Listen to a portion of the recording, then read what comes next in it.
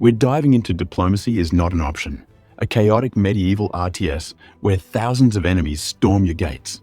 From the get-go, the game's title, Diplomacy is Not an Option, sets the tone for what you're about to experience. The question might pop into your mind, is diplomacy really not an option? Well, in the gameplay settings, it technically is, but the answer remains a resounding no. This tongue-in-cheek humor runs throughout the game and adds a light-hearted touch to an otherwise intense, real-time strategy experience. The game, after a couple of years in early access, now has its full release. One of the biggest criticisms during its early stages was the lack of content, particularly in campaign missions. Thankfully, that's been remedied with the power of a trebuchet launching straight into a horde of enemies. The campaign now features multiple missions, and your decisions at certain points alter the trajectory of the story. Will you side with the pompous king, or throw in your lot with a rebellious madman? The choices are yours, and each one brings its own unique consequences.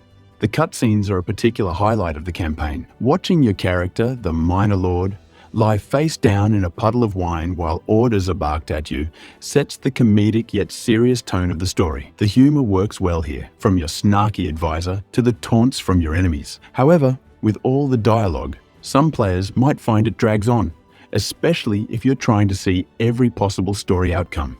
Despite this, the game's irreverent take on medieval politics and scheming remains engaging. When it comes to gameplay, Diplomacy is Not an Option shines as a blend of classic RTS and tower defense. You start each mission with only a small keep, a handful of villages, and basic resources like wood and stone. The task is to expand your settlement into a thriving town capable of withstanding massive enemy waves. If you've played games like Stronghold, you'll find this setup familiar. The resource management here is intuitive, with a variety of buildings to unlock as you progress through upgrade tiers. Building up your defenses is smooth and satisfying. Although there's a learning curve, the user interface and population management system are designed to minimize micromanagement, making it easier to focus on the big picture. There are some occasional quirks though, like workers getting stuck between buildings or walls. When that happens, the only solution is to demolish something to free them, which can be frustrating. However, your real challenge comes from the relentless waves of enemies that attack every few in-game days. The enemies grow stronger and more numerous with each wave, turning what might feel like a peaceful town-building simulator into an all-out war zone. Some missions can be brutal, especially in the later stages, leading to repeated failures and restarts. Mission 4 of the campaign, in particular, has gained a reputation for its unforgiving difficulty. Make no mistake, this game is hard. The hordes attacking your settlement are vast, numbering in the thousands. Watching your carefully constructed defenses crumble under the weight of hundreds of enemy troops can be demoralizing. That said,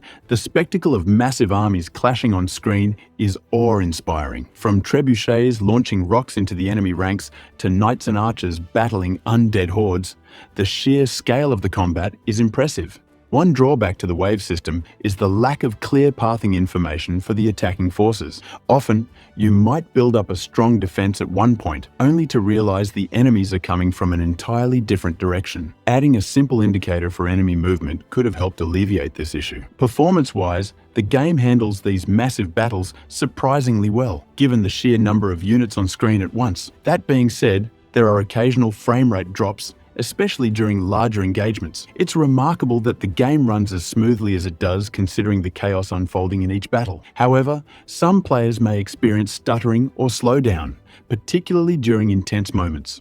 In terms of visuals, Diplomacy is Not an Option goes for a minimalist yet charming art style. The colorful, toy-like aesthetic works well within the game's humorous tone. Villagers scurry around performing tasks, trebuchets hurl stones that shatter everything in their path, and the animations for buildings and characters are fluid and enjoyable. While the visual style might not be the most groundbreaking, it does its job of bringing a medieval fantasy world to life. So, is Diplomacy is Not an Option worth playing?